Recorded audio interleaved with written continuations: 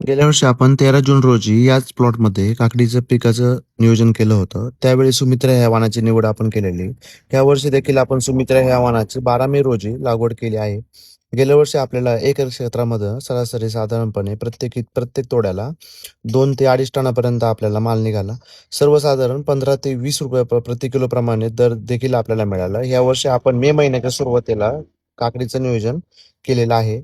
कमी कालावधीमध्ये जास्तीत जास्त नफा हा शेतकऱ्यांना मिळवून देणारं हे पीक आहे. काकडीचे खत व्यवस्थापन करताना आपण बेसल डोसमध्ये 10-26च्या 2 बॅगा, मॅग्नेशियम सल्फेट 20 किलो, त्यानंतर त्यामध्ये मायक्रोन्यूट्रिएंट 1 किट, निंबोळी खत 2 बॅगा, सिंगल सुपर फॉस्फेट 1 बॅग आणि ऑर्गॅनिक मॅन्युअर 3 बॅगा अशा प्रमाणे आपण बेसल डोस तयार करून घेतला.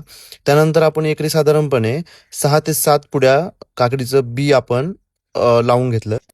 योग्य मार्गदर्शन मिळाले तर साधारणपणे आपण कमीत कमी 10 ते 15 तोडे आणि जास्तीत जास्त 25 ते 26 ते 30 तोड्यापर्यंत आपण काकडी पिकाचं आपण उत्पन्न घेऊ शकतो. पण त्यासाठी योग्य मार्गदर्शन आपल्याला मिळणं गरजेचं आहे.